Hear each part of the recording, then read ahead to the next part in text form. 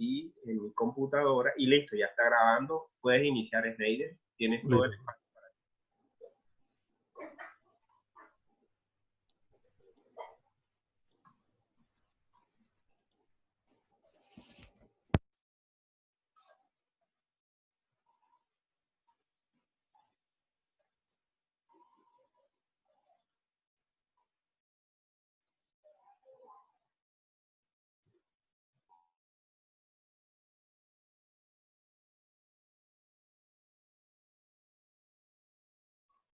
Aló, Snyder, no escuchamos nada todavía. Tienes que ver si estás compartiendo con sonido. Sí, sí, sí, ya voy a verificar eso. Verifica bien porque no hemos escuchado nada hasta ahora. Cancela la compartida y vuelve y comparte. Exactamente. Vamos, cancela la... Ya voy en. Dale, tranquilo.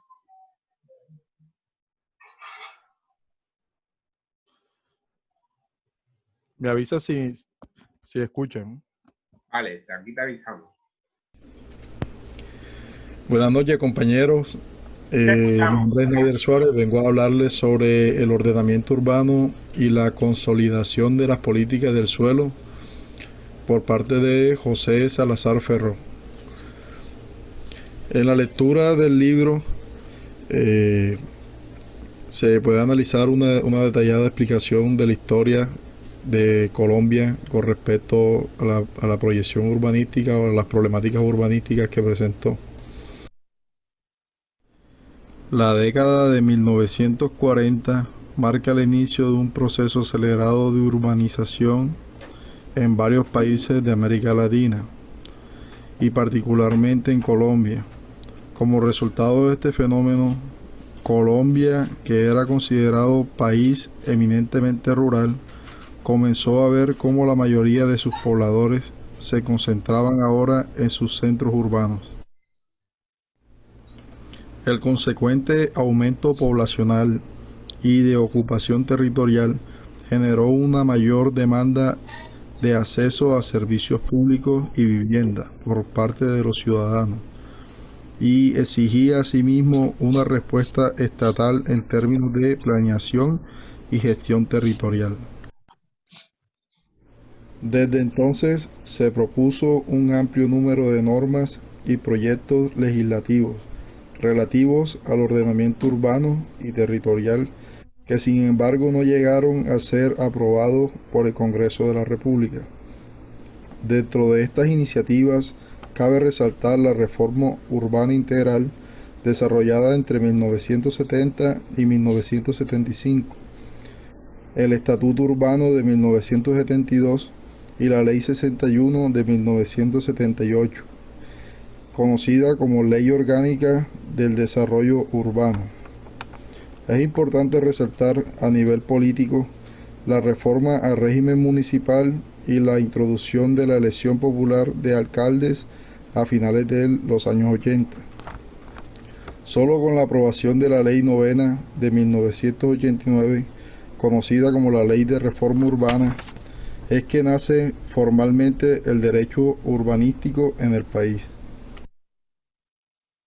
En todo caso, 2 años después, en 1991, el país modificó su pacto constitucional, por lo que la ley en poco tiempo tuvo que enfrentarse a las demandas por no estar aprobada por la Constitución política, frente al nuevo marco de aplicación.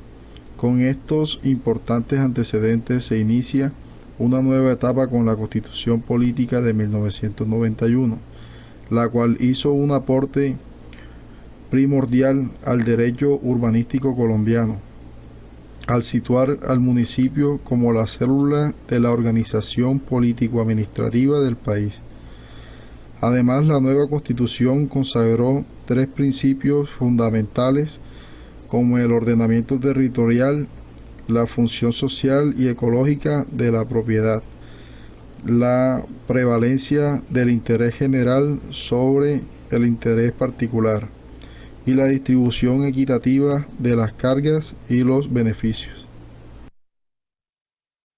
En práctica, esto significa que los propietarios del suelo no tienen derecho a edificar por el solo hecho de ser propietarios, sino que la prerrogativa o potestad para hacerlo está determinada por las decisiones públicas de ordenamiento territorial. También establece que el ordenamiento del territorio constituye en su conjunto una función pública para el cumplimiento de los fines como el acceso a las vías públicas, infraestructura de transporte y otros espacios públicos. Además, su destinación al uso común y hacer efectivos los derechos constitucionales de la vivienda y los servicios públicos domiciliarios. Asimismo, atender los procesos de cambio en el uso del suelo y adecuarlo en aras del interés común. Adicionalmente aparece la distribución equitativa de las cargas y los beneficios. En ese sentido desarrollan el principio de igualdad de los ciudadanos ante las normas, por lo que la ley definió que los planes de ordenamiento territorial y las normas urbanísticas que los desarrollan deberán establecer mecanismos que garanticen el reparto equitativo de las cargas y también los beneficios derivados del ordenamiento tanto urbano como entre los respectivos afectados. Si bien el inicio del crecimiento acelerado de la urbanización cumplía ya medio siglo, solamente hasta el año de 1997, en el marco de las políticas del Plan Nacional de Desarrollo, conocidas como el Salto Social, es que Colombia asiste a la aprobación de una ley de desarrollo territorial, basada en los principios consagrados en la nueva Constitución. La Ley 388 de 1997 definió los lineamientos para que los gobiernos locales definieran sus propios regímenes del uso del suelo y sus instrumentos de planeación, ordenada en el desarrollo urbano y atendieran asuntos como el de la vivienda y espacio público, entre otros. La Ley 388 es la continuación de la Ley 9 de 1989. Lo que hizo fue empezar a materializar una serie de principios que habían en la Constitución del ordenamiento territorial, de que los intereses colectivos prevalecen de los intereses individuales, de que el medio ambiente es esencial para la preservación de la vida humana. Materializa todo a través de un proyecto de ley que posteriormente se vuelve la ley que organiza el territorio y solo permite desarrollarlo ya teniendo en cuenta todas estas variables. Cabe destacar que la Ley 388 de 1997 le suministró un conjunto de instrumentos a las administraciones municipales para participar de las plusvalías generadas por sus acciones. Sentó las bases del ordenamiento territorial y la regulación de los usos del suelo y permitió a los municipios adoptar sus propios planes de ordenamiento territorial. Hoy, a 20 años de su aprobación, se evidencian retos y oportunidades en la implementación de la ley relacionados con su articulación con las normas de ordenamiento ambiental y rural, los mecanismos de asociación e integración regionales y los instrumentos para la captura de valores del desarrollo urbano.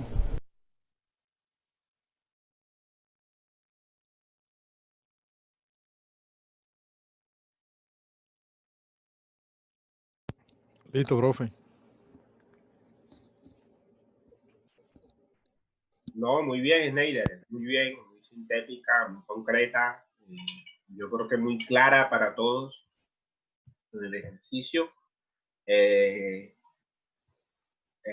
Vamos a enseguida a darle la palabra a Juan de una para que al final tengamos un debate muy interesante a los planteamientos que miren que ya estamos empezando a conectarnos. América Latina ha dado una respuesta a la necesidad que se empezó a implementar en Colombia, y miren todos los, digamos, los ajustes que ha tenido el proceso normativo de constitución del espacio urbano en Colombia, y que ahora vamos a ver, digamos, reforzado un poco con el tema de la gestión y esos instrumentos de financiamiento.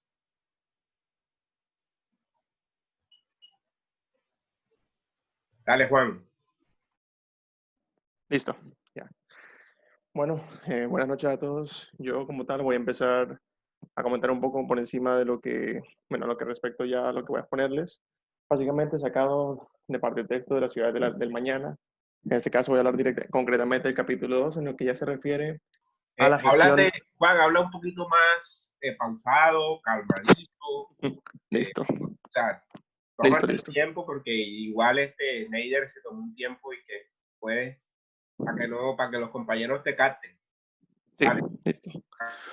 Bueno, para comenzar esto voy a tocar el tema de lo que es la gestión del suelo y sus instrumentos de financiamiento. Capítulo como tal manejado por el señor Augusto César Pinto Carrillo. Entonces, ¿cómo digo que se me trabó? Bueno,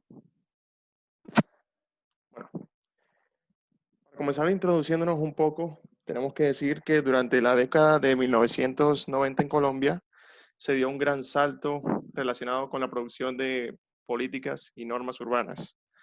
Estos sacan lo que son el derecho a la propiedad de la función ecológica, que también como tal se observa un sistema de plan-acción a través de los agentes públicos y privados que son partícipes del desarrollo territorial.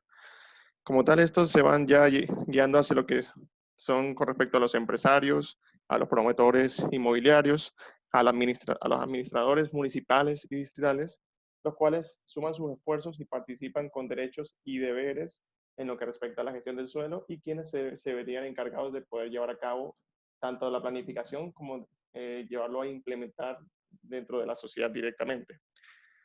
Para el proceso de avance de la descentralización política, administrativa y fiscal de las entidades territoriales, logran como tal contar con fuentes de financiamiento para garantizar la vinculación de lo que sería el capital privado. Ejemplos claros como tal de estos procedimientos se dan en lo que son las ciudades de Bogotá o de Medellín de forma directa. Bueno, aquí también para agregar un poco, sin embargo, esto no es algo que se aplique de forma muy uniforme o de manera muy eficiente en todas partes, ya que debido a la hora de llevarlo a la implementación municipal por medio de la implementación del plan de ordenamiento territorial, se enfrenta a problemas como lo que serían definir las competencias directas para poder adoptar las decisiones políticas en este tipo de campo, y también como tal un gran fuerte arraigo patrimonial. Como tal, esto se ve muy reflejado a la hora de hablar de municipios que tienen una amplia, ya sea arquitectura colonial o por sí una gran injerencia patrimonial de forma directa. Que esto es en la relación con la capacidad del suelo hasta la construcción, inclusive de la capacidad institucional pública y privada.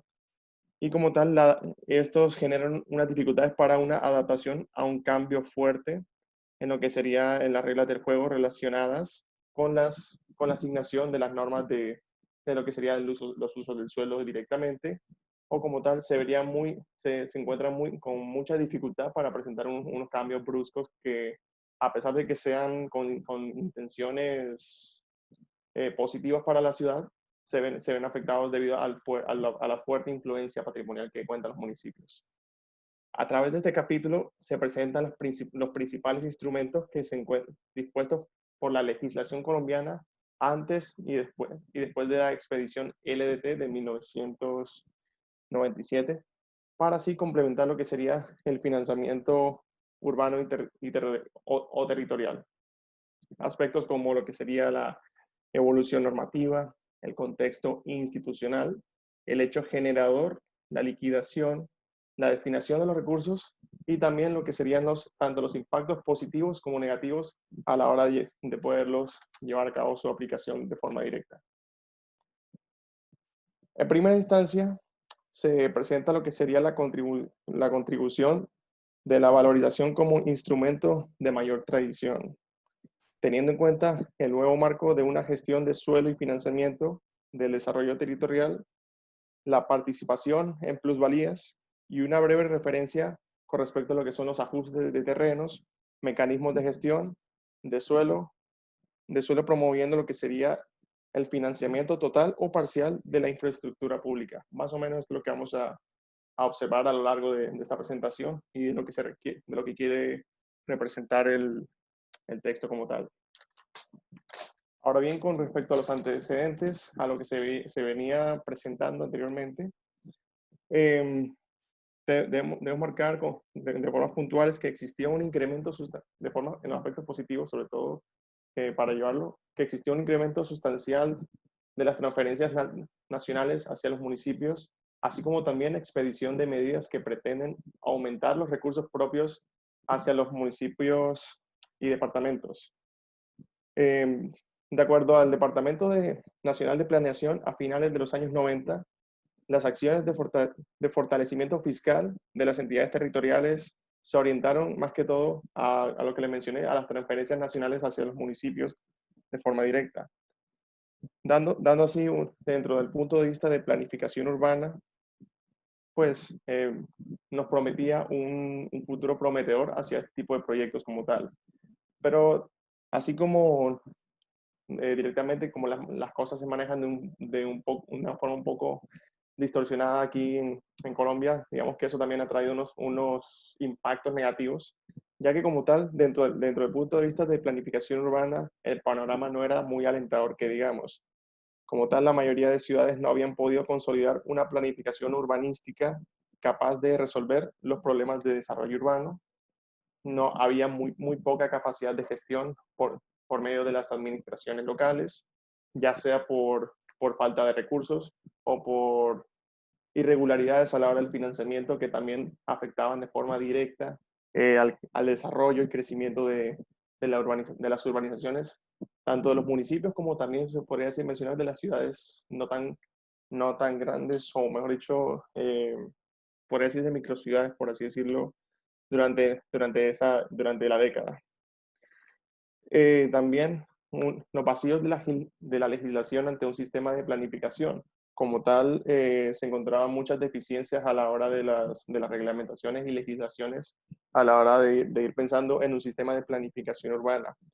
Como tal, esto se podría considerar como una crisis que caracterizó por muchas circunstancias, que con base a lo que ya les mencioné anteriormente, así como también se podría resaltar lo que sería la falta de administración de parte de la ley, la cual directamente ni siquiera había sido reglamentado. También por medio de persistencia de esquemas de planificación que impedían que se pudieran aplicar de forma adecuada hacia los instrumentos de gestión de suelo, en medida en que fueron pensados independientemente, que era independiente parte del plan de desarrollo urbano como tal. En términos generales, los instrumentos de financiamiento fueron creados con la Ley 9, con la Ley 9, disculpen, no tuvieron una aplicación directa debido ante tantas deficiencias en cuanto a metodologías y procedimientos planteados para su financiación. De esta manera, ya por medio de la Constitución Política de 1991, se lograron determinar que las entidades públicas participaban en la plusvalía generada por su acción urbanística, priorizando la destinación de los recursos generados por los impuestos. Ya con respecto a la hora de mencionar esto, podemos decir que con el paso del tiempo, por medio de la adopción de la Constitución Política, al tomar ya pie y protagonismo en este aspecto, como tal, esto generó que tanto se manejara de forma eficiente la conservación de los recursos naturales renovables, así como también imponer contribuciones fiscales como tal, lo cual se le llamaría, o lo que es conocido actualmente como lo que es el impuesto predial, que sería un gran aporte, sobre todo al desarrollo urbano y sobre todo al proceso de financiamiento y gestión del desarrollo urbano de los suelos como tal. Aquí directamente he sacado del texto que nos permite dar las fases de planificación urbana a lo largo de la década de los 90 hasta llegar al día de hoy del 2019. Nos muestra por medio que comenzamos con una fase de experimentación que era donde recién se estaban verificando, perdón, desde el 1900 hasta 2019, me corrijo aquí. Y bueno, como podemos observar, partiendo desde la ciudad futura, ya, disculpen, ya buscando modelos ya sea por medio de las influencias de ciudades grandes como de Estados Unidos, el Reino Unido, y que bueno, con el paso del tiempo se fueron implementando leyes y decretos que fueron regulando y controlando tanto el manejo económico que se le llevaba dentro de estos procesos, así como también el plan hacia las estrategias utilizadas para la eficiencia de estos mismos que nos permitieran tener un manejo mucho más transparente y que a la vez permita, tanto de forma eficiente como lo más correcta posible, llevar a cabo los procesos de gestión de suelos, así como también lo que refiere al desarrollo urbano, y que simplemente no contase con las dificultades que ya les mencioné durante la década de los 90, que por medio de la Constitución Política de Colombia nos permitiese un manejo mucho más organizado y a la vez que no nos mostrase tantas adversidades a la hora de llevarlo a cabo.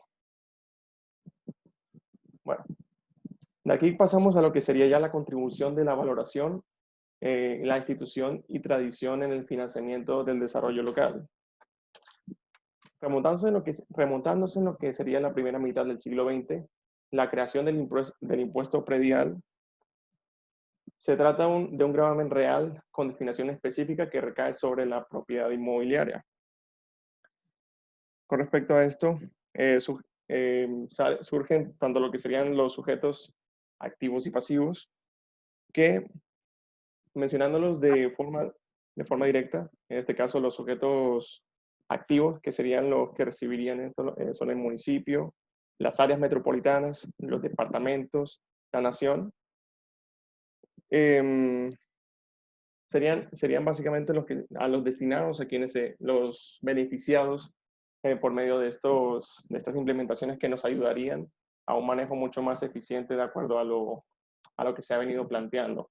Esto va dirigido a la construcción de obras de interés público y se distribuye en función aún del beneficio alcanzado. Con respecto a esto, también me gustaría mencionar que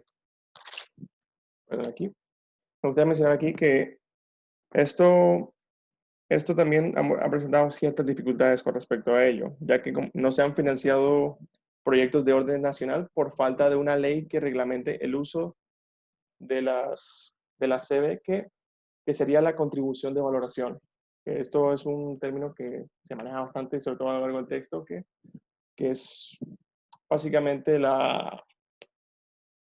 que de todas maneras, como a pesar del gran proceso de evolución que ha tenido estas leyes, siempre ha contado con este tipo de inconvenientes que ha permitido tanto retraso a la hora de las obras, junto con lo que sería la incertidumbre a la hora de que ya se lleva a cabo una planeación, pero que de ciertas maneras cuenta con sus deficiencias. Ahora bien, mencionamos lo que serían los sujetos activos y también existen los pasivos, que en este caso nos estamos refiriendo, disculpen, a lo que son los propietarios, poseedores de inmuebles que reciben o recibirán el beneficio representado en el mayor valor del inmueble como producto de obra pública. Ya directamente serían los propietarios de los lugares, de los suelos en donde se llevarán a cabo las obras para el municipio, que igual van a recibir un beneficio de forma directa al contar con los espacios en donde se llevarán a cabo los trabajos.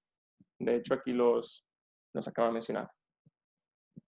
Con esto, se llevaron a cabo varios ajustes normativos del instrumento, en donde, como podemos observar aquí, se implementaron varios, partiendo desde lo que sería la Ley 25 de 1921, que fue quien creó el impuesto de valoración y recogió las disposiciones anteriores a la implementación de obra, que busca como tal estimar el mayor valor realizando dos avalúos, uno antes y otro después de las obras correspondientes. De ahí vamos a la ley la ley 195 de 1936, que como tal esta ley dicta que las disposiciones sobre el régimen político y municipal establecen que los consejos municipales son los que deben fijar los recargos, las sanciones y apremios para el pago efectivo de sus impuestos, servicios y rentas y contribuciones como tal, evitando cualquier anomalía con respecto a estas. De ahí pasamos a la ley 113 de 1937, que establece que la nación debe contribuir a la construcción de varias obras públicas en algunos municipios del país. Señala la forma de incluir auxilios para las obras en los presupuestos y de modo para poder comprobar para así comprobar la utilización con respecto a estos fondos. Ya una participación mucho más directa del gobierno nacional con respecto a este tipo de obras y proyectos, ya sean municipales o inclusive urbanos dentro de las ciudades como tal. La ley 63 de 1938, como cual esta ley se encarga de fijar los recargos, las sanciones y premios para los pagos efectivos, servicios, rentas, a través de los consejos municipales. El decreto 1604 de 1966, como tal, este decreto dispone que el impuesto de valorización se haga extensivo a todas las obras de interés público que ejecutan la nación, los departamentos, el Distrito Especial de Bogotá, los municipios o cualquier entidad de derecho público y que beneficie a la propiedad inmueble. También establece lo que son los recursos administrativos sobre las contribuciones de valorización, gubernamentales como tal. De aquí pasamos a lo que es el decreto de 1333 de 1986, disculpen, en donde la carta de valoración, los sujetos activos y pasivos, montos y excepciones, se encuentran en distintas entidades territoriales cuando las propiedades raíces se benefician con la ejecución de obras de interés público de superior jerarquía a la municipal. Ya directamente este tipo de beneficios hacia tanto a los sujetos activos y pasivos, pues se vea el claro beneficio con respecto a la ejecución de estas obras como tal. De aquí vamos al fallo 4510 de 1993, que ya establece que las obras programadas dentro del plan bienal que se dio del 91-92 podrían ser financiadas por un sistema de beneficio general para las obras. Con respecto a la ley 142 de 1994, nos establece una posibilidad de financiar inversiones en agua potable y alcantarillado a través de la utilización del sistema de valorización de predios. Y por último, la sentencia 155 del 2003, la cual trajo como consecuencia que ninguna autoridad administrativa podría fijar la tarifa de la carta de valoración hasta tanto que el Congreso de la República no pudiese expedir una ley, o no expediese, mejor dicho, una ley que señalara al sistema y al método para que finalmente se pueda hacer como tal.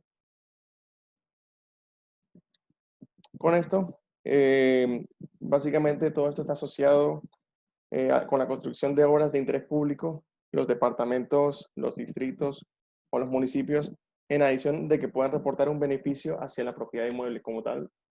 Cada una de estas leyes buscan el procedimiento adecuado y también la clara entrega con respecto a los beneficios hacia tanto el sujeto activo como pasivo, quienes son los protagonistas o los máximos exponentes a la hora de llevar a cabo estas obras. La zona de influencia, que en este caso se refiere a la extensión superficial hacia cuyos límites se extiende el beneficio causado por la ejecución de una obra o plan conjunto de obras como tal. Con esto, perdón. con esto la destinación de los recursos y lo que son... ¿Cómo? Bueno, como tal, esto, lo que mencioné antes con respecto a la zona de influencia, esto corresponde más que todo al tipo de obra o conjunto de obras a ejecutar, a la ubicación de de la obra o un plan conjunto de obras dentro de un plano oficial de zonificación distrito especial. También esto se correspondería a lo que serían el tipo de beneficios generados por la obra, las condiciones socioeconómicas generales de los propietarios, así como también las características generales de los predios y, y usos del terreno como tal. A manera de ejemplo, podemos mencionar los criterios aplicados por el Estatuto de Valorización de Bogotá, que bien, esto requiere con respecto a la liquidación y, y bueno, se toma en consideración lo que sería si si el predio es residencial o, o requiere un mayor estrato de contribución. Al igual que lo que sería también se toma en cuenta a mayor área, mayor contribución económica directamente. Se tiene en cuenta tanto los pisos como o la densidad, que se considera que cuántos pisos construidos tiene la edificación, dónde se encuentra ubicado el predio, y también cuanto más pisos haya, mayor será la contribución por pagar. Y por supuesto también el nivel geoeconómico, que se trata del precio del metro cuadrado. Si el predio no es residencial, a mayor valor de metro cuadrado, mayor contribución. Obviamente ya esto es de acuerdo a unos parámetros de cómo se rige o cómo se maneja la liquidación de estos proyectos como tal. Y de ahí sí nos vamos a lo que sería la destinación de los recursos, que son, como mencioné, los recursos de la carta de valoración que se pueden destinar a financiar la compra y venta de predios o inmuebles para adelantar obras de infraestructura, construcción, mejoramiento y mantenimiento de estructura urbana, las obras de espacio público, los proyectos de desarrollo urbano y los pagos por concepto de adquisiciones y o expropiaciones para adelantar obras propuestas. Ahora bien, la evolución de estos impactos positivos y negativos con respecto a su aplicación. En términos generales, con la aplicación de la Carta de Valoración, se ha generado un grado de equidad en el desarrollo local a partir de la recuperación por parte del Estado de un porcentaje del incremento del valor de los inmuebles generados por la inversión pública. Durante los años 60 y 70 fue muy apreciada y llegó a representar una porción muy importante de las finanzas municipales. Posteriormente, en los años 80 experimentó una contradicción y su utilización por parte de los gobiernos locales declinó. Sin embargo, en épocas recientes ha sido incorporada como elemento crucial de financiamiento de la infraestructura urbana de los servicios públicos. A esto también le quiero agregar que como tal, la Carta de Valoración despertó una creciente resistencia política. En esto, como un impacto, digamos que negativo, tiene que ver con respecto a las dificultades para poder determinar un impacto real de las inversiones públicas en los terrenos privados. También ante unas complejidades o dificultades técnicas para poder dimensionar la incidencia en los precios de los terrenos, las autoridades fueron desarrollando procedimientos pragmáticos y muy simplificados. Sin embargo, posteriormente fue revelado que no solían ser del todo precisos, lo cual generaba una mayor incertidumbre y dificultad a la hora de irlos implementando. Y bueno, aquí también, como fuente del libro de forma directa, este es un gráfico que nos muestra el recaudo por concepto de la contribución de valorización a nivel nacional. Como empezaron con ya y por medidas en este caso gráficas de miles de millones de pesos colombianos, en donde ha sido, sobre todo al principio, se ha presentado de forma regular, pero que ya a partir del 2005 fue ya generando un incremento con respecto ya a las contribuciones por parte, ya sea de los gobiernos municipales, locales o incluso nacionales, hacia las distintas obras de acuerdo a la importancia y obviamente a los intereses dados por medio de los propietarios y de los entes dedicados a la construcción de los predios y gestionando los salarios como tal. Bueno, ya en esto nos vamos al nuevo marco de la gestión del suelo y el financiamiento del desarrollo territorial, que con la expedición de la Constitución Política de 1991 se garantiza la propiedad privada, atribuyéndosele una función social y ecológica que limita los derechos de la propiedad y además se impone un conjunto de obligaciones. En estas, digamos que existen unos hechos generadores que por medio de la ley se determinó que la incorporación del suelo rural a suelo de expansión urbana o la consideración por parte del suelo rural como suburbano. Okay. También se toma como un hecho por medio de la ley el establecimiento o modificación del régimen o de la zonificación de los usos del suelo, así como también la autorización de un mayor aprovechamiento del suelo en una edificación, bien sea elevando el índice de ocupación o el índice de construcción, o ambos a la vez, así como también el hecho de lo que sería la ejecución de obras públicas. Bueno. Ya aquí pasamos a lo que sería ya la participación de las plusvalías, en donde ya se establece que la participación de estas se basa en el derecho público y legítimo de participar en la captación de los aumentos del valor de la tierra originados por acciones administrativas tales como cambios de zonificación o densidad que puedan generar ganancias sustanciales para el propietario de la tierra.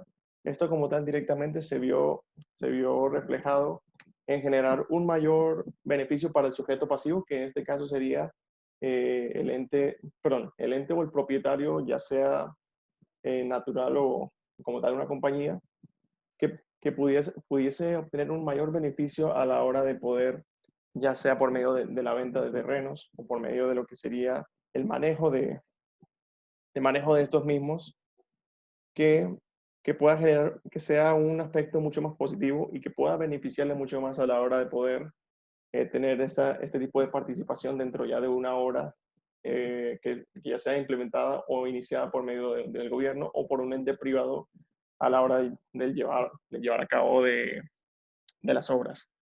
Entonces, para eso se llevará a cabo la participación de las plusvalías que permitirían un mayor beneficio para estos propietarios y que a la vez les sea factible el llevar a cabo de estos. Ahora bien, la evolución e impactos positivos y negativos de su aplicación. En términos generales, se considera que la participación en plusvalía es un instrumento poderoso e innovador para garantizar el reparto equitativo de cargas y beneficios en el marco de la acción urbanística y una importante fuente de financiamiento del desarrollo territorial. En los impactos positivos podemos resaltar que como un aspecto positivo de la experiencia colombiana, se puede destacar el desarrollo de una cultura fiscal apropiada, tanto por parte del Estado como de los ciudadanos, lo cual ha generado una progresiva confianza sobre los impuestos y su impacto en el desarrollo urbano, así como también una innovación que también puede ser resultado del escenario actual de la aplicación de instrumentos como es la carta de valorización y así también, mencionalmente, la participación de las plusvalías, los cuales se encuentran enmarcados en un sistema de planificación y gestión coherente y apropiable por parte de las ciudades. A través de ellos, cada vez más claros para la ciudadanía los hechos generadores de sus contribuciones, participaciones económicas que les permiten un mayor desarrollo urbano como tal. Perdón. Con respecto a los ajustes negativos, se presentaron unas dificultades, y ya esto va de acuerdo a detalles de forma directa, que también generaba unas afectaciones negativas, la complejidad de estudios para poder comprobar los inmuebles afectados por los hechos generadores del impacto de participación, lo cual generaba muchas deficiencias, tanto en el aspecto del tiempo que se tomaba con respecto al llevado de los proyectos, lo cual hoy en día se pueden presenciar por los conocidos elefantes blancos, que en parte, así como se podría tomar un punto de vista por medio de la corrupción, también se tiene que tener en cuenta las posibles dificultades que se presentan durante el proceso, así como también lo que sería la incertidumbre sobre el recaudo, ya que obviamente también suele suceder que a veces suele pasar que los pagos no suelen ser tan eficientes con respecto al tiempo, lo cual estropea mucho el proceso de desarrollo, debido a que obviamente esto también se le ve como un negocio con ánimo de lucro para quienes se encargan de esto.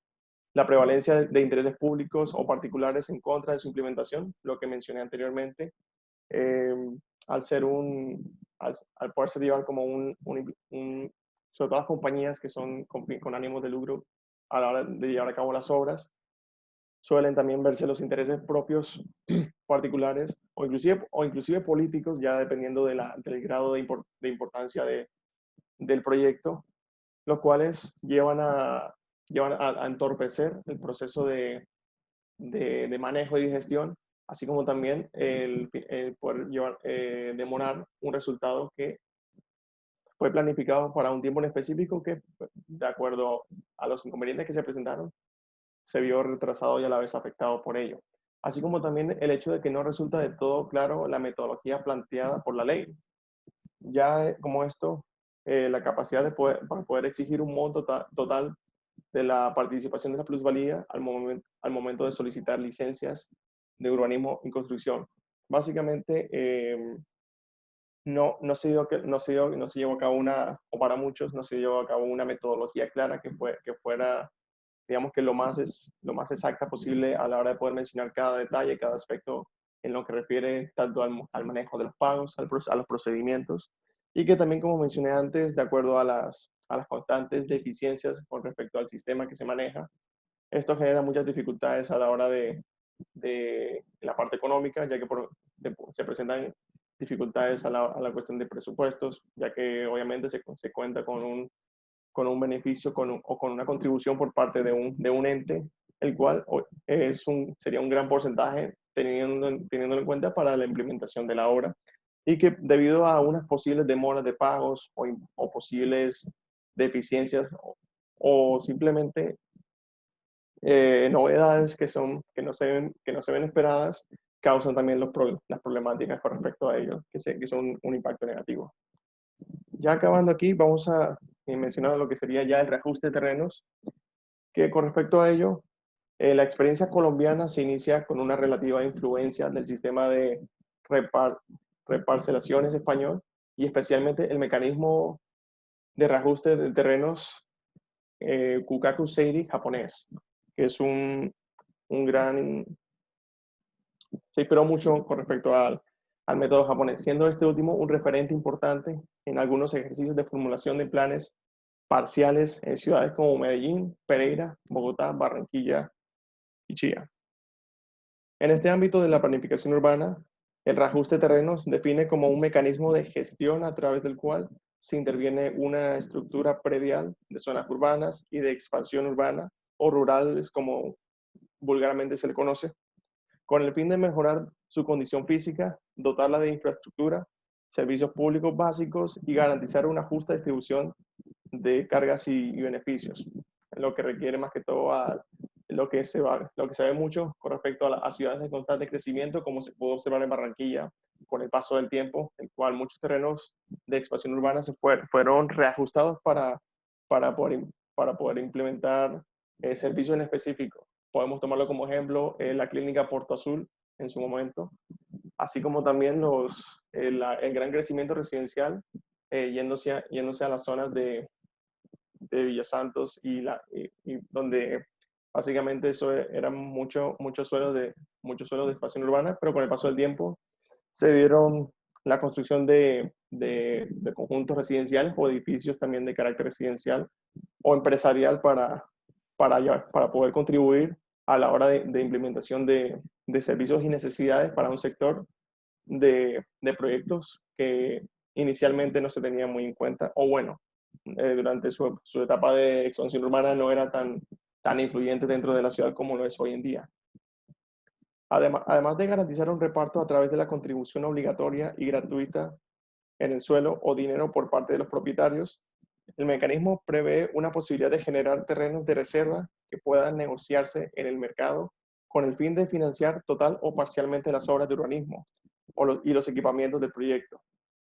Esta figura fue utilizada ampliamente en la planificación urbana de Japón como mecanismo para el autofinanciamiento de los equipamientos, espacios públicos en el proyecto y que forma parte de la contribución o cesión obligatoria de suelo aportada por los propietarios de cada predio, con el fin de cumplir el principio de reparto equitativo de cargas y beneficios y garantizar una buena parte de los recursos económicos para la ejecución del proyecto.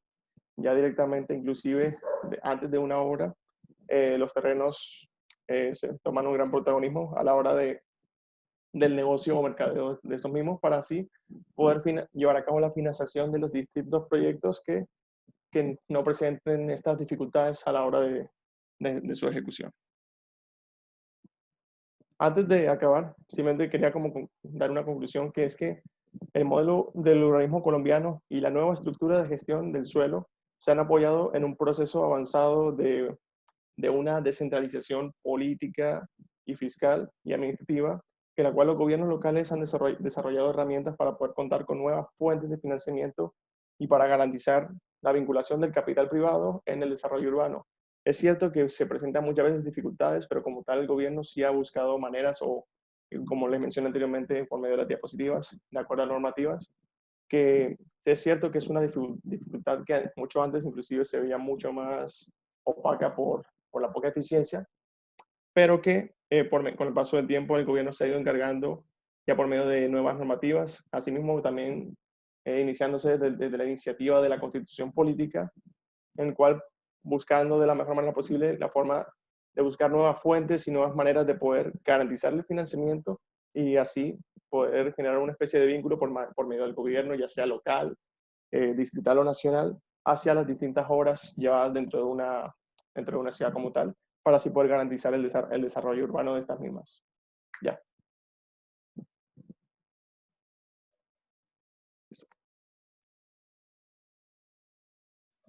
Juan, muchas gracias, muy interesante. No sé, algunas cosas van a quedar a discutirse a propósito de estos planteamientos que han desarrollado los compañeros. Luis, ¿estás disponible, Luis? Ya te di como anfitrión para que compartas tu pantalla, si tienes presentación.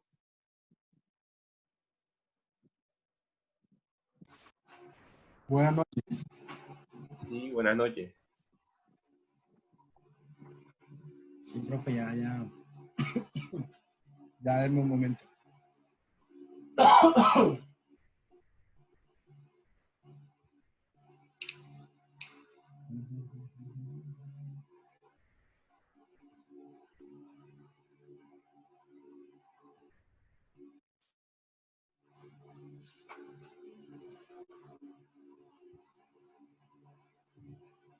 Se puede, ya se ve.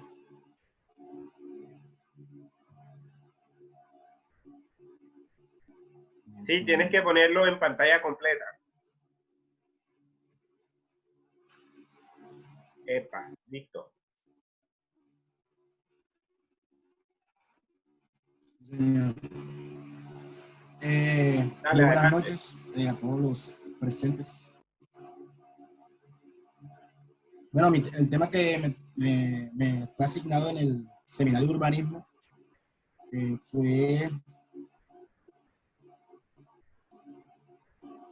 planes parciales, gestión asociada y mecanismos de distribución equitativa de cargas y beneficios en el sistema urbanístico colombiano.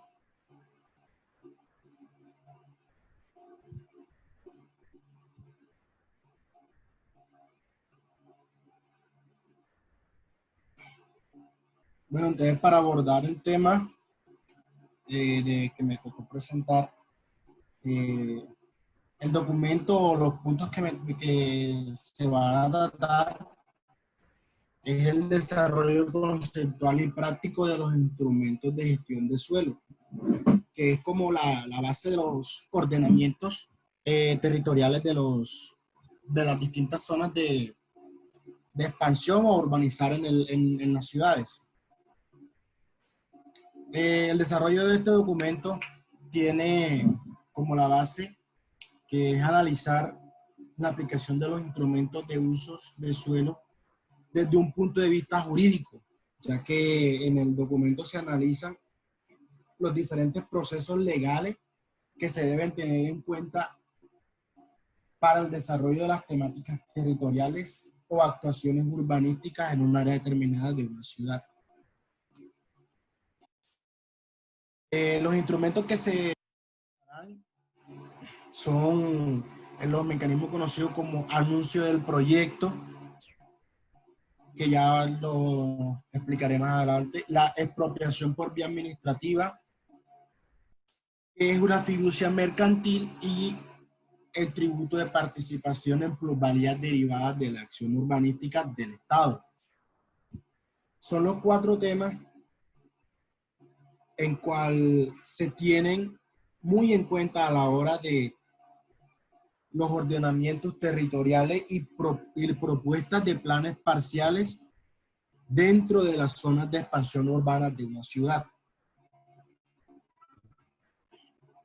Como anuncio de proyecto es esa parte en donde se empieza la planificación de un plan parcial o una unidad de actuación urbanística, que son los puntos más pequeños, por decirlo así, de los ordenamientos territoriales.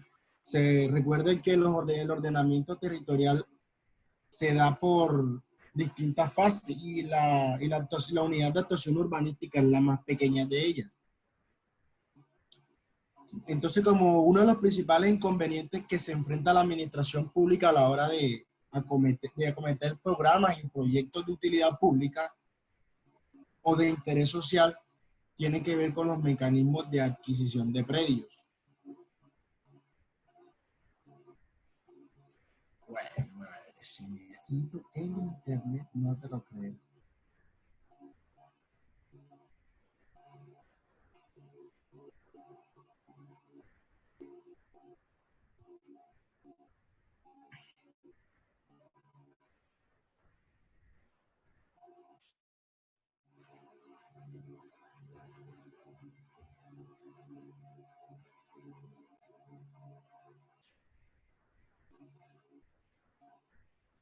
¿Te pasó algo, Luis? Luis, Pensé que se me había ido la conexión. no, estamos aquí. Okay. Te quedaste mudo. Lo que pasa es que el teléfono me dio la notificación de que se me desconectó la red Wi-Fi. No, aquí estás conectado.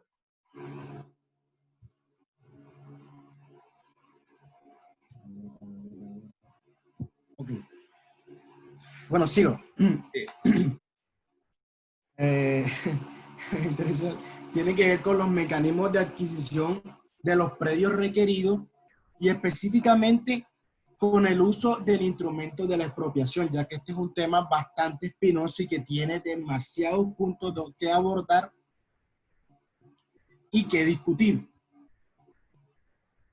Entonces, aquí entramos a la explicación de qué es una expropiación. La expropiación es un poder legítimo del Estado, es la expresión de la función pública sobre la propiedad privada. No estamos ante una simple compra-venta ni ante un negocio al que se le aplicarán las reglas del derecho civil. El derecho civil son los derechos que tenemos como personas al momento de hacer un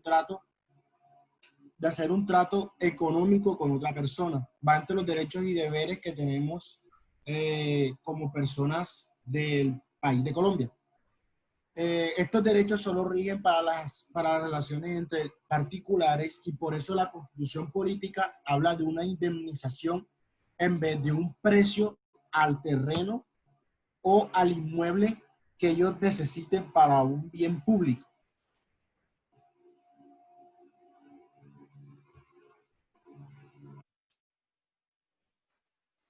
En Colombia, las administraciones municipales, regionales y o nacionales, que son los tres órdenes que nos rigen, han sido tradicionalmente permisivas frente al hecho de que los evalúos en sede administrativa judicial, dependiendo del momento del procedimiento en que finalmente se define un valor a pagar para la adquisición. Esto quiere decir que en Colombia las entidades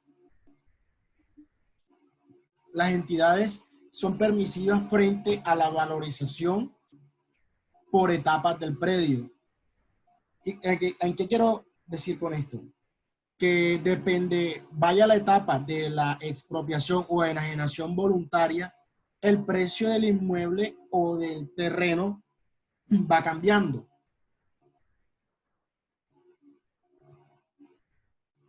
Bueno, le voy a explicar por qué va cambiando. Porque si uno acepta la enajenación voluntaria, si uno concilia con el Estado, se le perdonan ciertos aranceles o impuestos que, por lo general, en una plusvalía o valorización determinado por una expropiación jurídica no tienen en cuenta.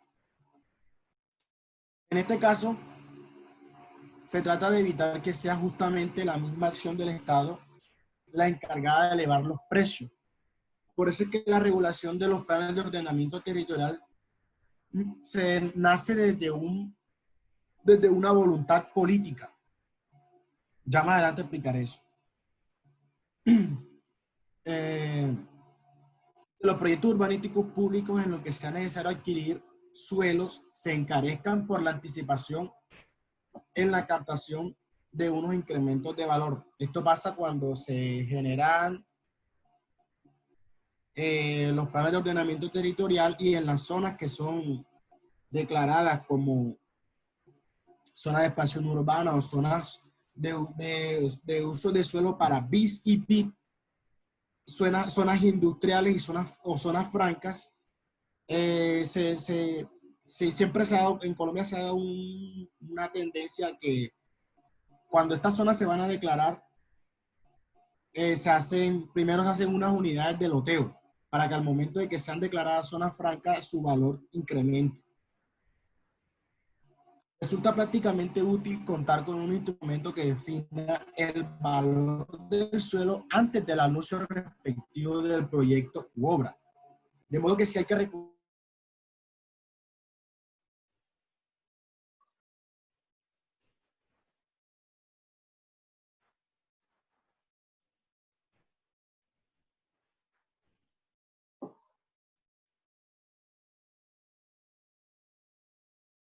Luis, ¿estás ahí, Luis? Luis, no se escucha.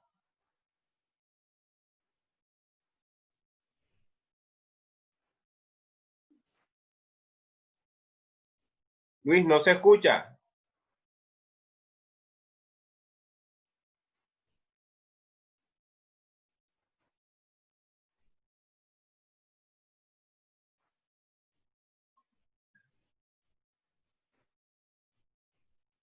Bueno, parece que se le cayó la red a Luis. Esperemos a ver un segundo a ver si se logra conectar.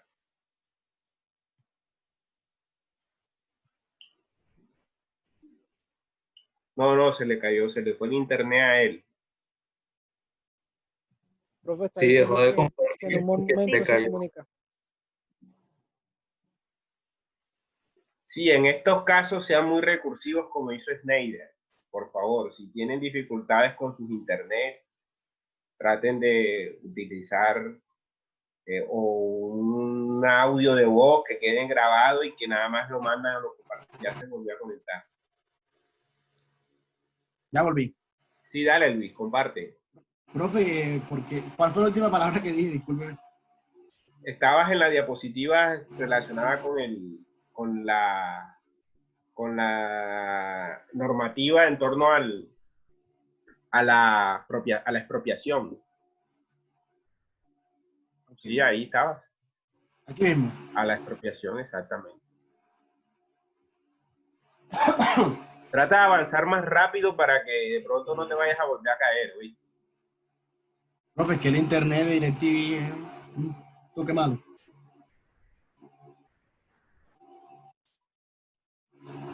Dios.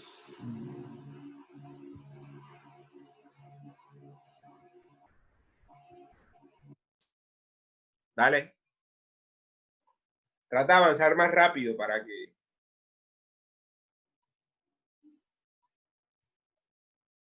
Bueno, Gracias por la expropiación, exactamente. Por ahí. bueno, aquí explicaba de que la ley, el artículo 61 de la ley 388 habla de que cuando ya uno termina el proceso de arreglar con el Estado la enajenación voluntaria o la expropiación por vía jurídica, a uno se le hacen un descuento le hacen el descuento de la plusvalía, porque uno también tiene que pagar por el bien común. La determinación a través de evalúos del valor comercial de los inmuebles ante el anuncio de proyecto u obra. La aplicación del instrumento del anuncio de proyecto remite a la realización de los evalúos.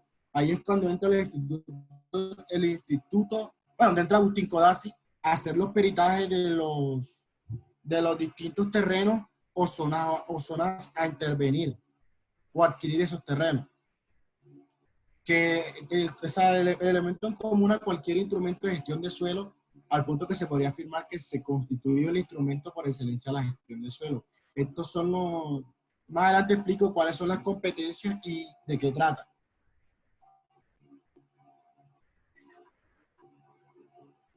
La institución de exploración en el ordenamiento jurídico colombiano y la expropiación por vía administrativa. En términos generales, la expropiación se define como el mecanismo mediante el cual el Estado obliga a un particular a realizar el traspaso de un bien de dominio privado a un dominio público en beneficio de la comunidad y mediante una indemnización previa.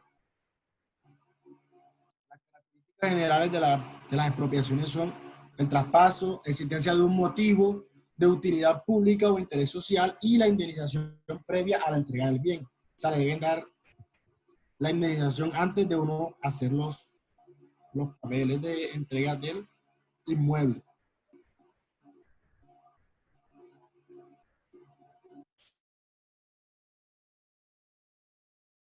Como antecedentes de las expropiaciones, se tiene el artículo 18 de la Ley Novena de 1989, que establecería que las adquisiciones previas por parte de la entidad adquiriente dentro de los cinco primeros meses, la persona que iba a adquirir los terrenos tenía que pagar los impuestos.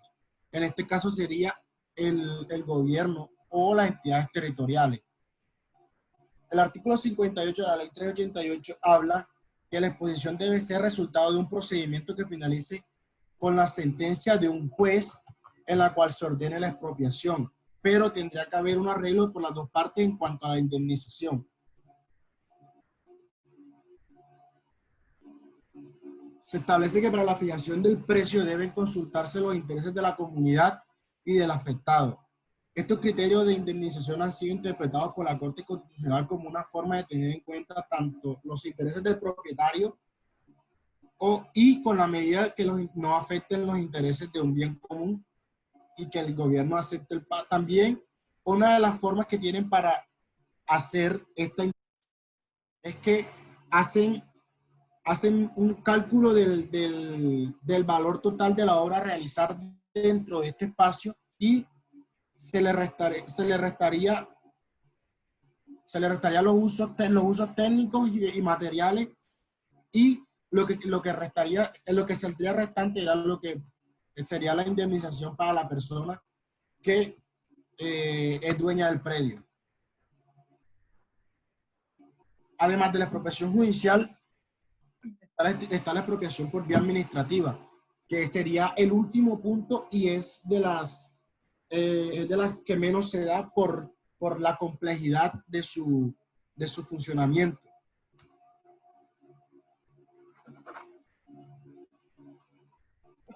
La Constitución y la ley prevén dos procedimientos distintos mediante los cuales resulta posible adelantar una expropiación, que son la expropiación por vía judicial, que tiene 3 etapas. En la primera etapa es una oferta de compra por parte de las entidades territoriales o del gobierno La segunda etapa sería la enajenación voluntaria, si uno acepta los términos y condiciones de la indemnización, llegando a un arreglo. Y la tercera etapa sería como la expropiación por vía judicial, que es cuando ya un juez ordena que uno debe salir de esos terrenos, si vive dentro de los terrenos, o uno debe hacer los traspasos pertinentes de los papeles. La expropiación por vía administrativa ya es una expropiación más difícil y es de la que se da en ciertos casos especiales. Debe ser la última, el último recurso para no llegar a cometer un acto de arbitrariedad. Esta cuenta de dos fases, la cual es, la primera etapa es la oferta de compra y de enajenación voluntaria, y la segunda etapa es la negociación directa con los descuentos y aranceles de todos los impuestos, y si no se llega a ningún arreglo en ninguna de las dos partes, llega ya es donde entran los órganos de seguridad pública a hacerle una expropiación o del bien inmueble. Los principales problemas relacionados con la expropiación son los diferentes debates sobre la población se dan porque la mayoría de procesos que se dan por estas entidades públicas, las indemnizaciones no van de acuerdo con lo que el dueño del predio o del inmueble quiere recibir.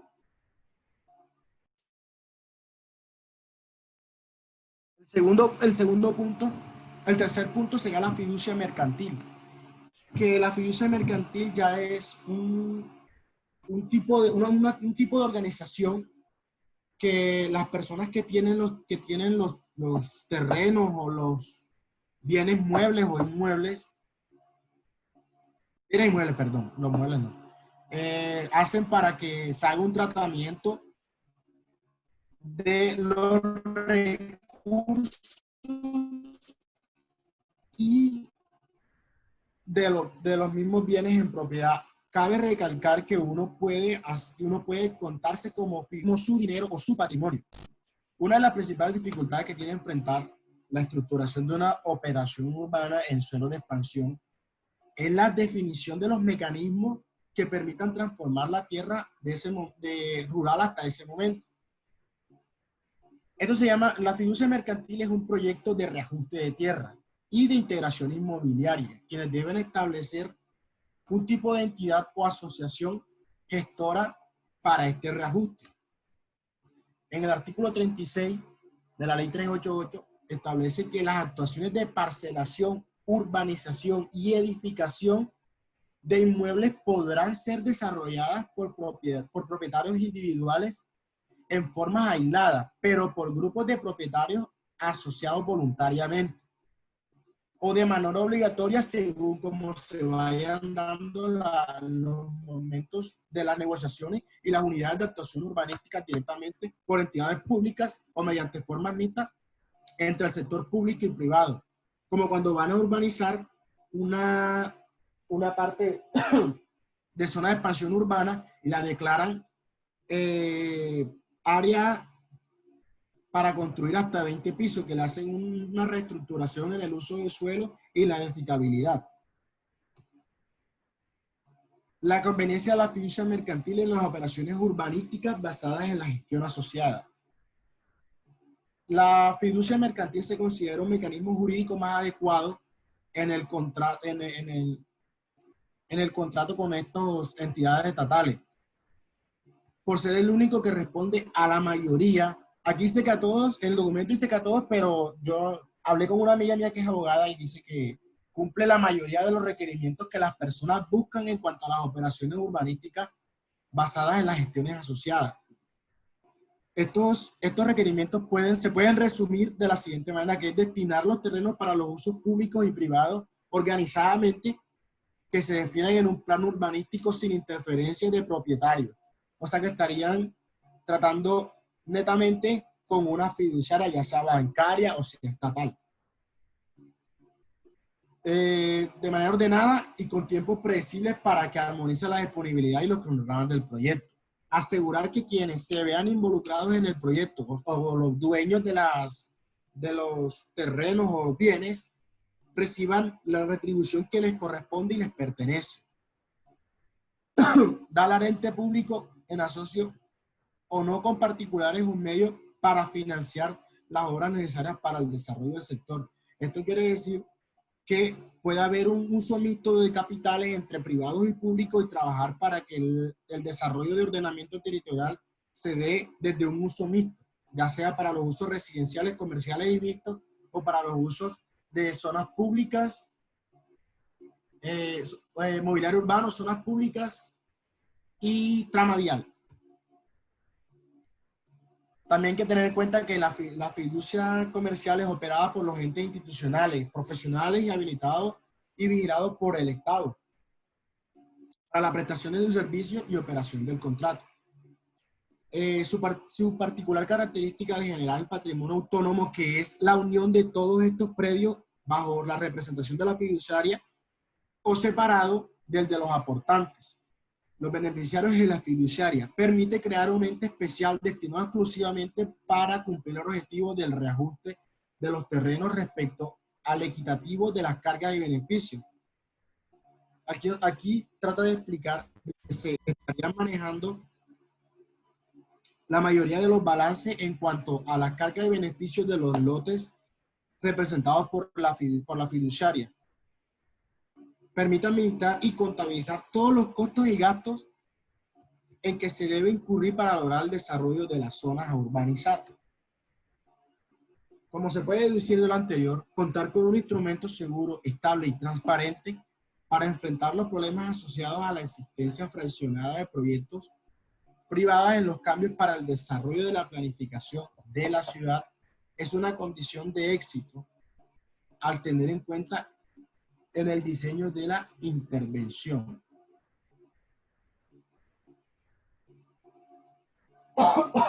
Como último tema tenemos la participación en la plusvalía. La plusvalía, tengo entendido que no cuenta como impuesto, sino es un tributo que la adopción del tributo de la participación en plusvalía corresponde a los consejos municipales.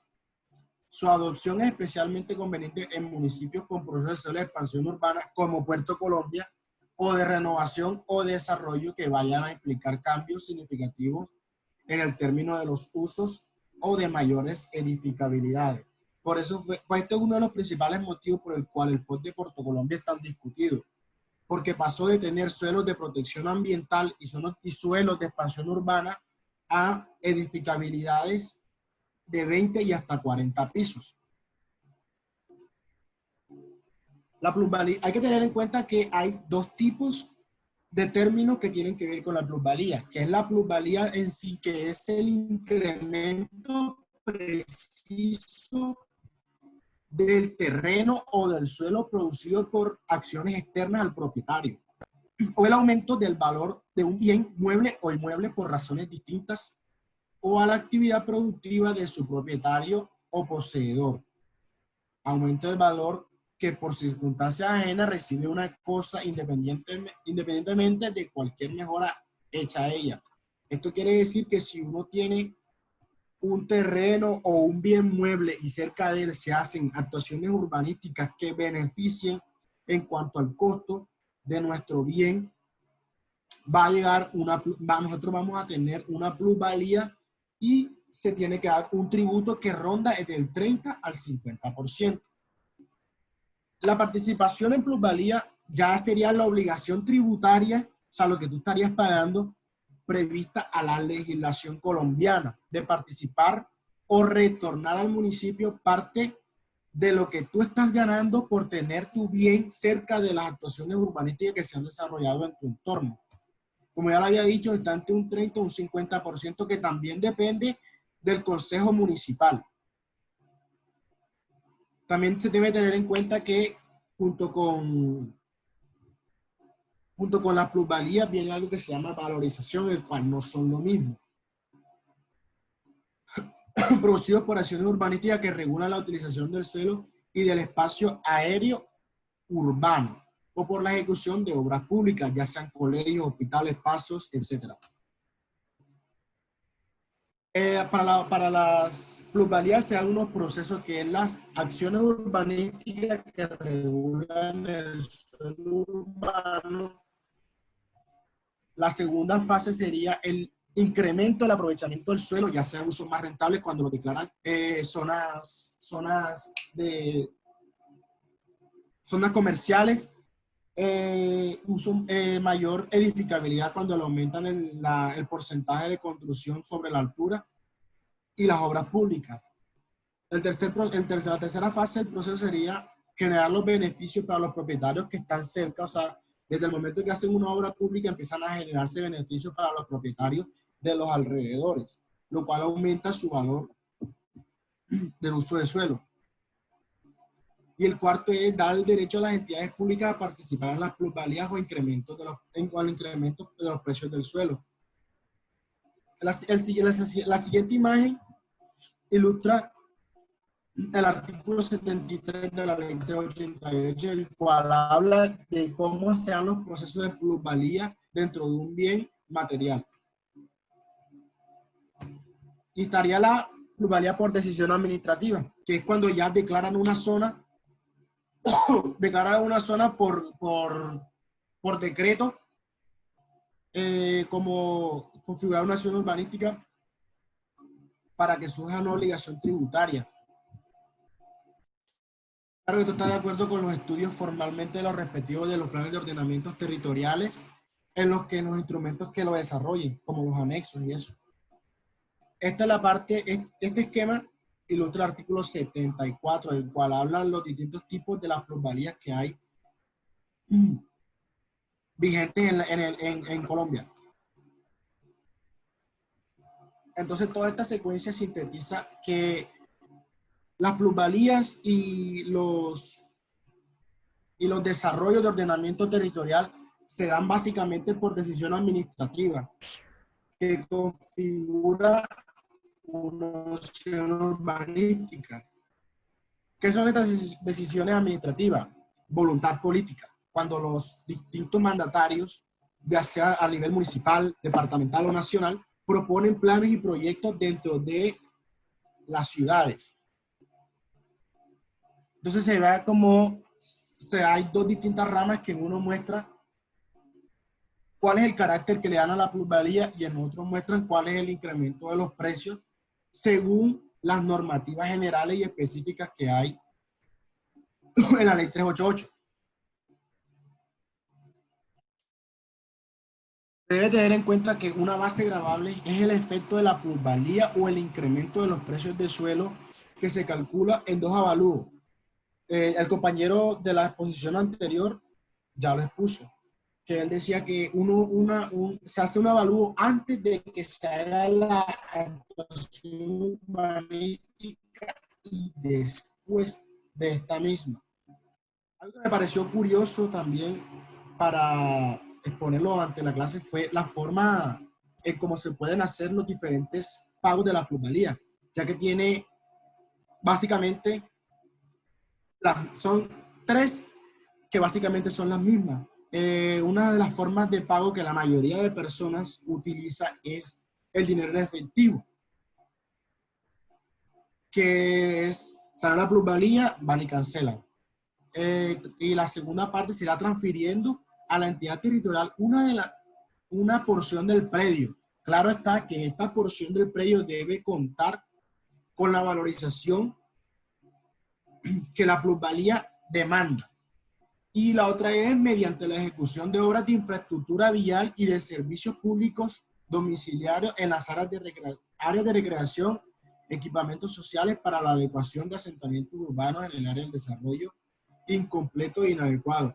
Y estas distintas infraestructuras y servicios también deben llevar el valor igual al que la plusvalía está indicando que cuesta tu predio o tu bien. Entonces eso sería todo.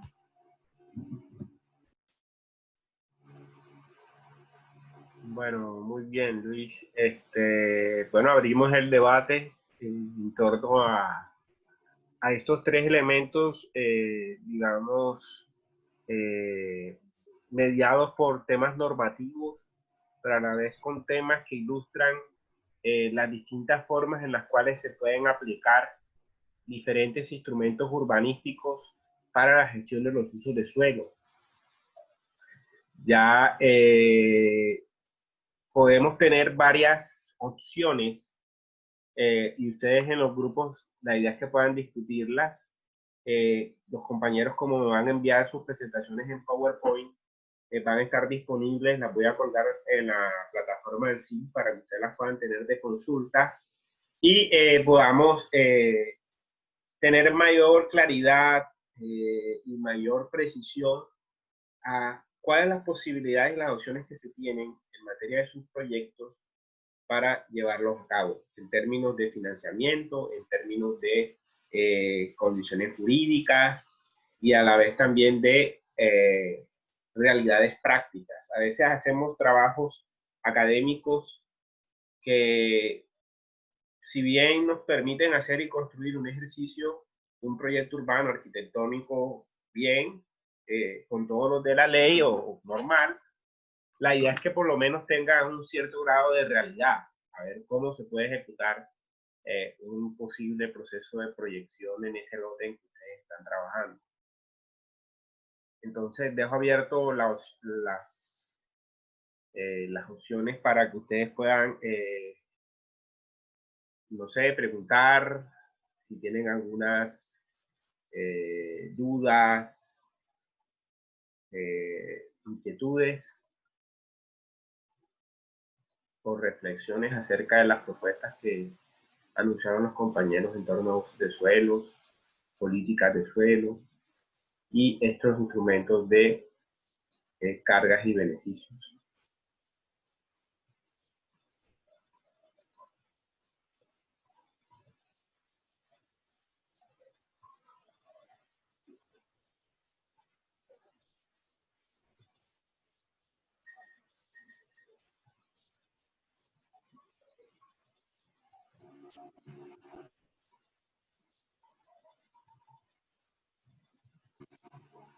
Profe, yo no pude escuchar las diferentes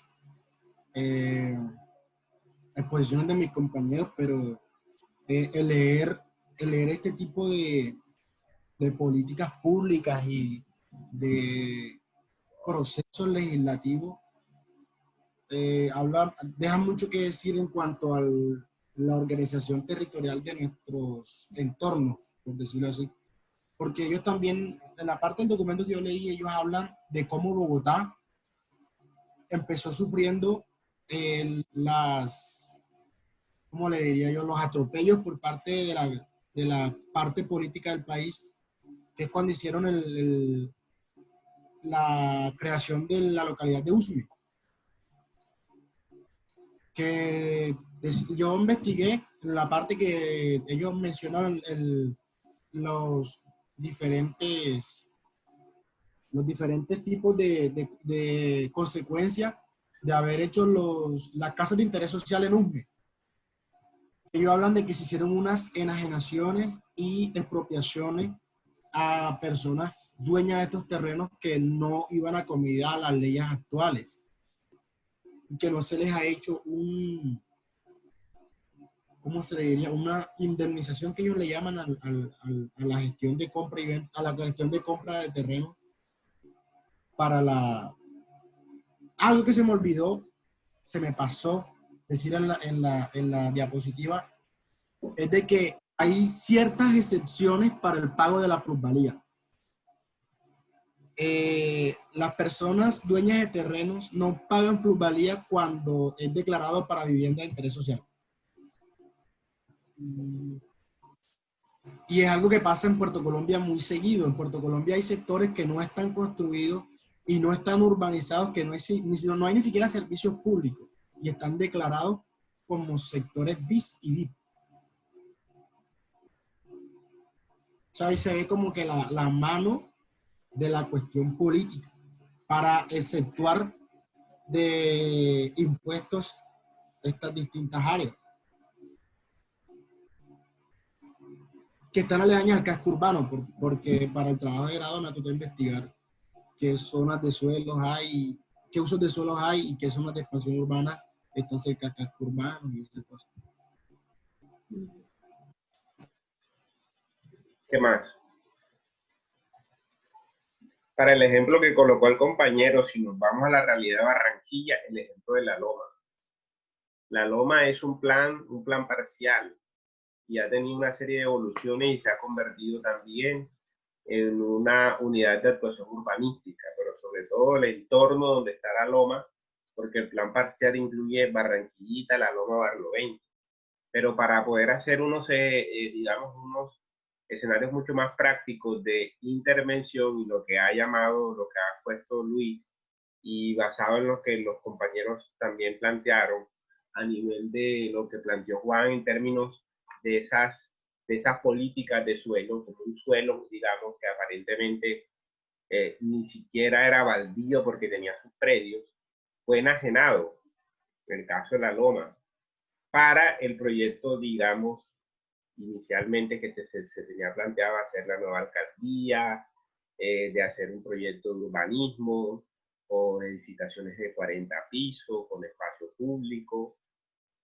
Y es que miren, si uno le pone lógica, antes la Loma no eran suelos que eran atractivos. Se plantea el proyecto y se genera el anuncio y con alcaldía. Pero ellos tenían, o sea, ellos tenían documentos legales sobre esos predios en la Loma. Claro que sí, habían algunos propietarios. Porque sin documentos legales, la ley no los cubre. Tenían documentación legal, incluso algunos predios eran de la nación. Algunos predios sí eran de la nación porque eran de los que eran los antiguos puertos, los antiguos muelles o puertos de Colombia. Sobre todo los que están en la zona de, digamos, lo que están en la zona, se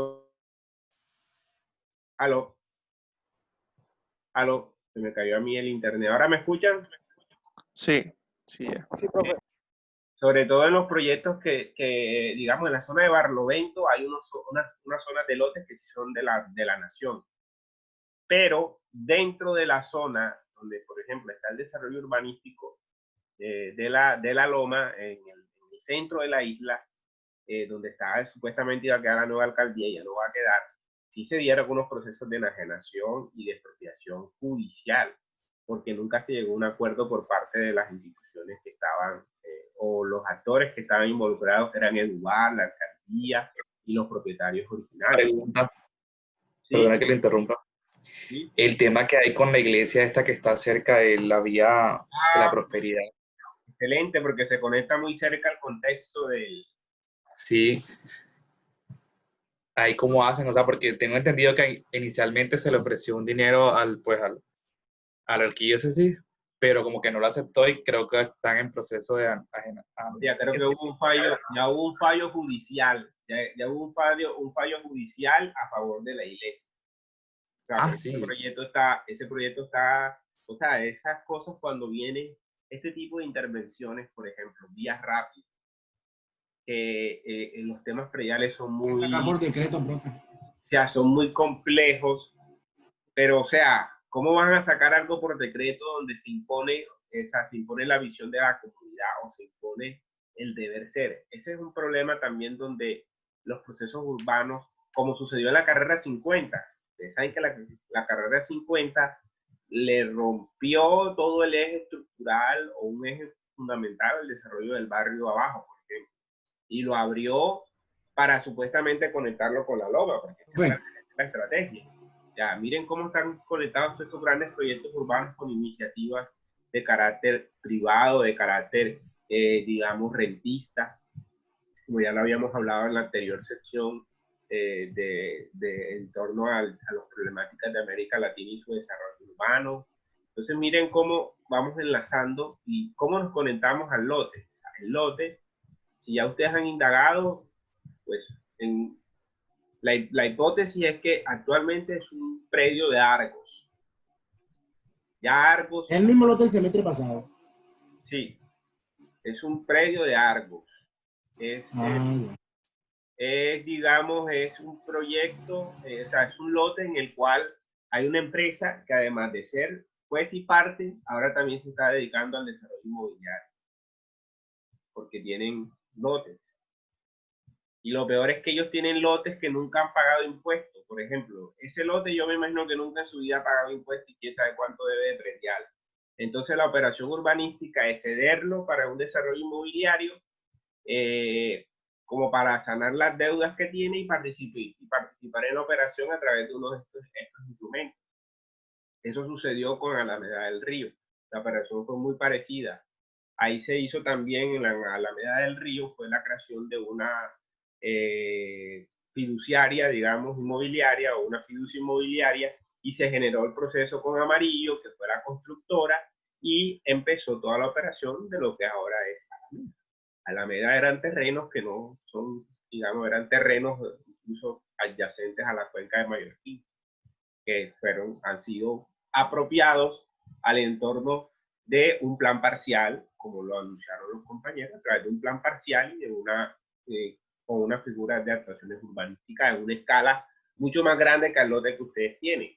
El lote, que si se da en una escala pequeña, pues y además de la complejidad que tiene la autopista y de la vía 4G, pues genera unas inquietudes bien interesantes en cuanto a plantear cuál puede ser la figura que pueden usar para términos de desarrollar, qué tipo de urbanismo, qué tipo de ensanche o emplazamiento urbano, o aplicar qué tipo de morfología, teniendo en cuenta la topografía, el contexto cercano a un área protegida o una cuenca hidrográfica.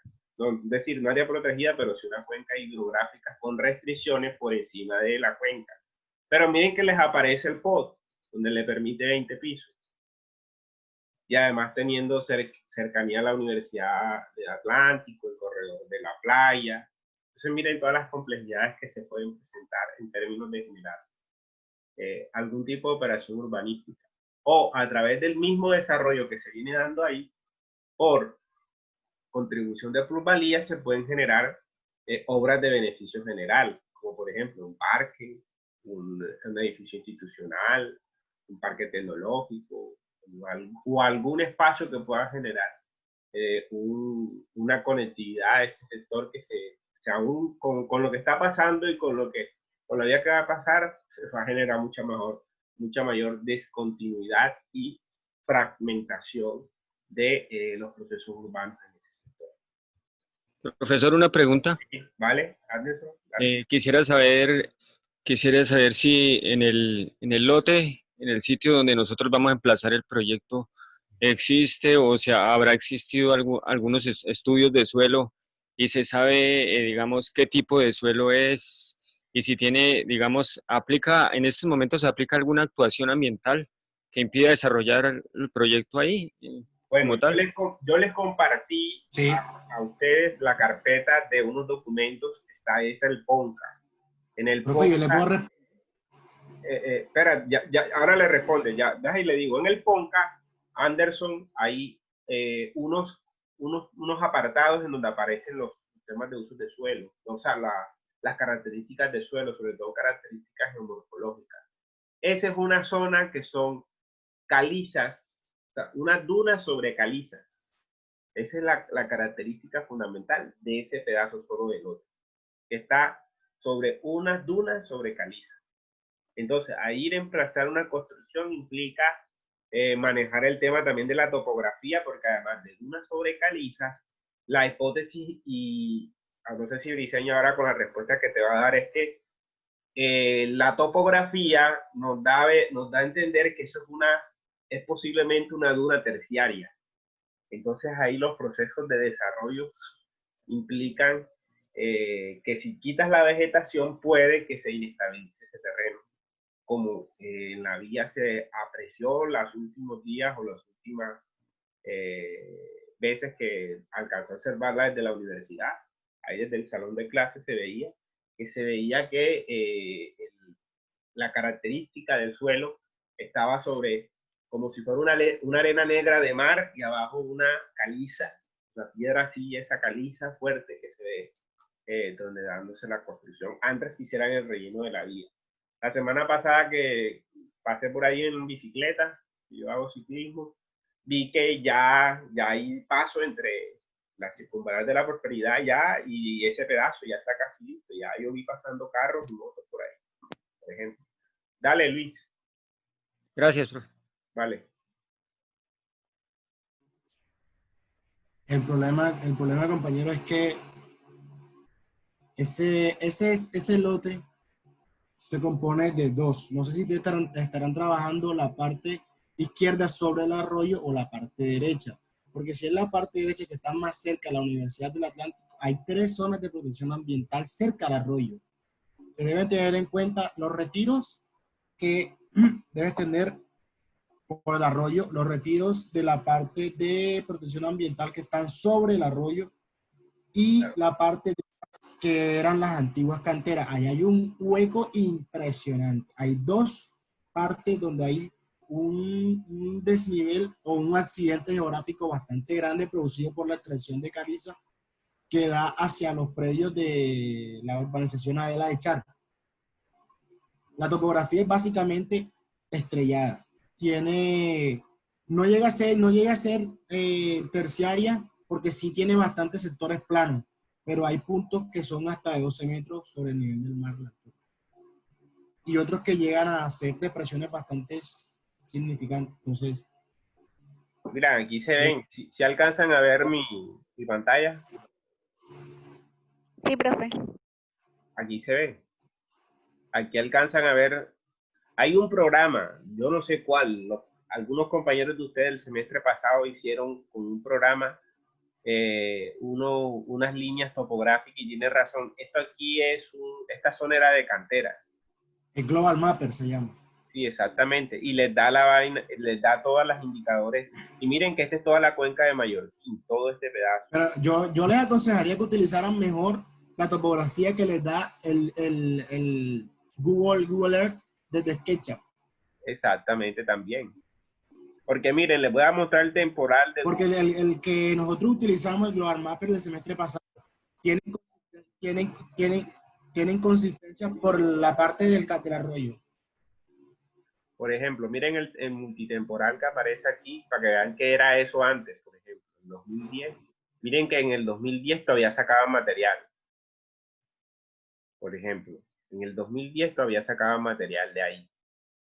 Vamos a devolvernos atrás, ¿qué pasa como en los 2000? Miren cómo era esto en los 2000.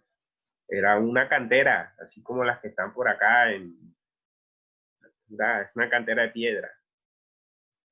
Sino que ya está, en esta época ya está cerrada. Y aquí se ven, digamos, si uno, bajemos más hacia el... Incluso vamos a ponerle y aquí llega el... No, aquí no llega la...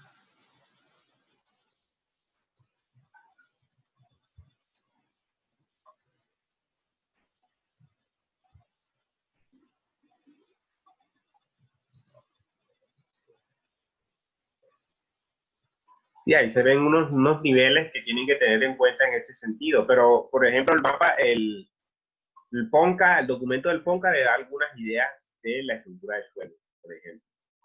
Los mapas que hay del PONCA también les dan una estructura de suelo muy interesante para manejar. Entonces, ahí está el tema también de la vía, o sea, de la vía, esto, o sea, cómo emplazan la vía, todo este el ejercicio, por eso a mí me parece súper interesante, porque también se puede darle una cara a este espacio. El retiro de la vía son 32 metros. Exactamente, el retiro de la vía son 32 metros. Pero yo creo que aquí se puede hacer una articulación. Y del arroyo son 15. Exacto, una articulación. Y miren, o sea, esto que es Villanorte, por ejemplo, esta parte de Country Brillas y la universidad, esto hay una discontinuidad de un proyecto aquí implica que tenga que generar un impacto para mí por lo menos de integración. y de amortiguación del proceso de expansión urbana. Porque si este lote, como es de Arcos, a ellos no les importa que esto haya cuenca ni nada, y ellos saben cómo hacer operaciones urbanísticas, porque ya lo han hecho en otros lugares y saben cómo es el asunto. Entonces, estos son lotes que tienen unos holding que deben de ser súper costosos, o sea, deben de tener unos precios y unos valores en el mercado altísimos para los desarrollos inmobiliarios. Entonces, ya aquí un indicador bien interesante, y ahí le estoy dando por lo menos luces para que busquen o por lo menos reflexionen un poco sobre qué tipo de, por ejemplo, de instrumentos se pueden usar. Por ejemplo, una unidad de actuación urbanística.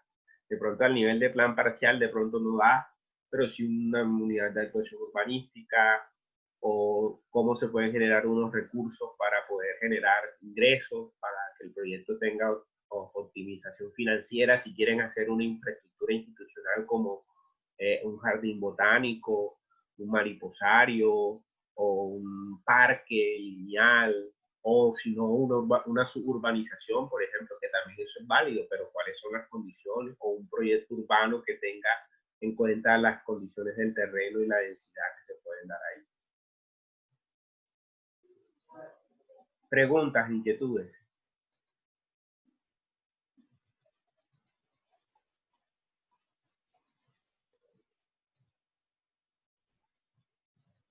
Preguntas, inquietudes. Bueno, nos vemos entonces la otra semana. Continuamos con el ejercicio. Estamos en contactos. Los grupos que van a desarrollar el seminario la próxima semana, si necesitan alguna duda o una inquietud para trabajarla. Les voy a mandar en este fin de semana algún documental para que nos sintonicemos un poco, y pues las diapositivas las voy a montar en la plataforma del CISBI. Los que pusieron hoy, por favor, me las envían al correo electrónico. Hay un compañero que puso ayer que creo que no me envió la diapositiva para...